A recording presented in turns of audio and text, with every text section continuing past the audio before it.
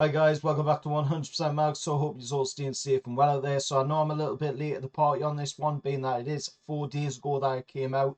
But I thought I'd give you my thoughts on the recent news coming from Newcastle United's owners, of course, coming from Amanda Staveley herself. And she had a talk with the Chronicle about the recent news circulating around the expansion of St James's Park. Now, she was talking about, of course, the buying back of Strawberry Place.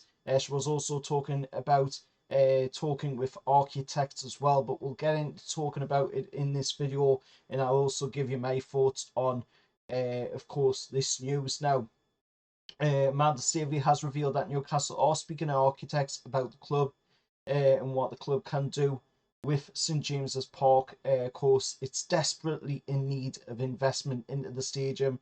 Of course, Newcastle agreed to deal with Redtum Capital back in February to repurchase the long-term lease on the land at Strawberry Place, which was sold by, of course, the former dictator in Mike Ashley to developers back in 2019.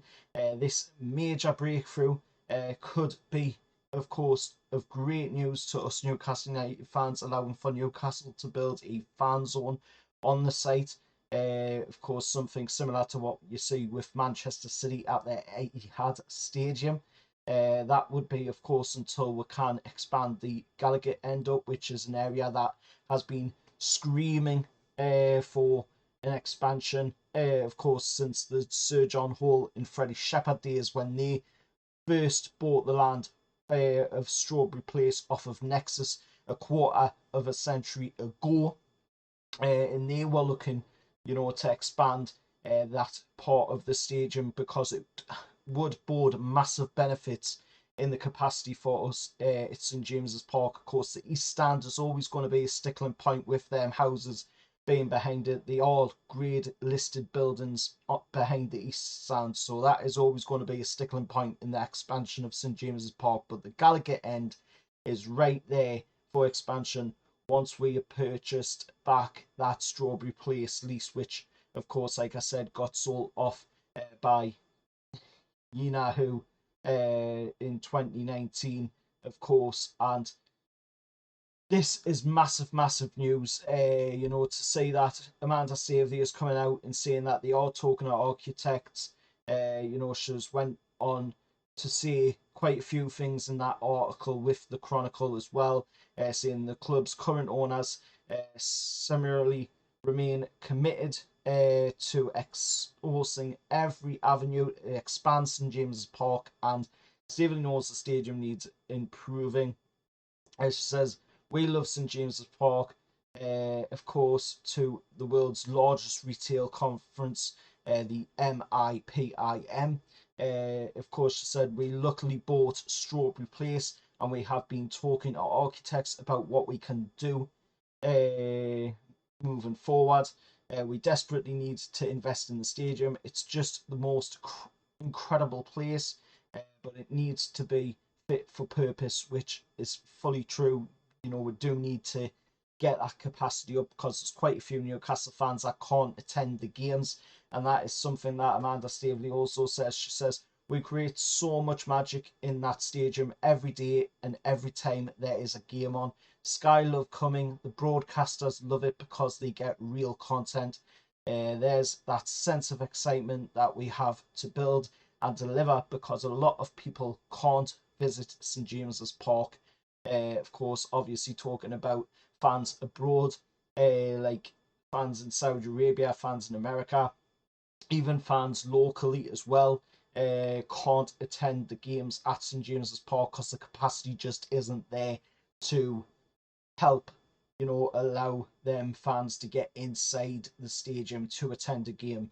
There's so many fans being turned away because the capacity just isn't there. And Amanda Staveley, of course, going on and saying that in the article to the Chronicle. On the other side, there's needs to be significant investment in food and beverage as well. She talks about the food and beverage offerings need work, which of course there's been quite a few people complaining about that, saying that you can only get a hot dog, a burger, pint. But to be honest, in my honest opinion, that is all you ever need really at a football ground, is a burger, a pint, you know, a pie, and that is basically it. At the end of the day, you're not going there, you know, to have a 5-course meal. If it was me, you know, I'm just happy to go there, watch the game, have maybe a pint at the match as well if you want to, and you know, enjoy the game. That's the main reason you're there, really.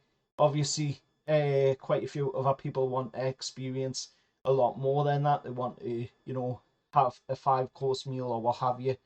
At the end of the day, you know, if that is your thing, then you're gonna have to wait, unfortunately, for that. But it is something that the owners are looking at least. You know, we've seen it with the likes of the clubs down south, Tottenham. You know, they offer loads of different varieties in the food and beverage, you know, for games. And at the end of the day, that is probably because they are a London-based club.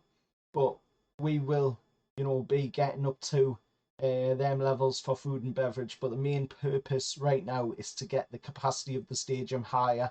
That is the whole point of course, buying back Strawberry Place, is to get the capacity at St James's Park higher to allow more fans to attend the games. Of course, she also said that we have got to get the ticketing system right. There's quite a few people complaining about that. Of course, with the way, you know, there's massive queues for tickets, but again, that will be rectified once we get higher capacity, because then there'll be more room, more tickets for people to get to the games. So obviously there's still going to be a wait, there's still going to be queues for tickets, because at the end of the day, that is what it is now. You know, that's what we've become, with the way we've been performing this season, the way we were performing, you know, since Eddie Howe and these owners have come in. You know, that is the way we're going. It is going to be hard to get tickets. Not everybody's going to get a go to the games, but at the end of the day, that is the price of being a club like we are, the richest club in the world. That is the price that comes with being that kind of club. And, you know, unfortunately, not everybody is going to get to the games, but with the expansion of the stadium, when it does come, it will allow for quite a few extra fans to be getting in there, maybe 10 to 20,000 more fans getting into the stadium, and that is good for, you know, Newcastle in the FFP department, also pushing the club forward as well. It's great for the atmosphere at St James's Park because it makes it even louder as well. And of course, she goes on to say, after the ticketing system, she also goes on to say there was a historical 10-year season ticket deal. Literally every part of the business needs to be shaken up. So they all know what they need to do. The owners are perfect at this. They run £1 billion, £1 trillion businesses even, you know, so they know what they're doing. Let them get on with it, you know, and it's nice to see that we are getting to hear a little bit more about that deal in acquiring Strawberry Place from Amanda Staveley. Let us know your thoughts down in the comments below on what's been said in this video today. If it has been of note to you, please do hit a like on it. If you want to support the channel moving forward, please subscribe as well and hit the bell and turn on all notifications so you never miss a 100% Mags video, and more content to follow as well. And if you want to support the channel by donating, you can with the super thanks down below. Any donations are welcome, as it all goes back into the channel. Until next time, I'll see you all later, and I'll see you in the next one. However, lads.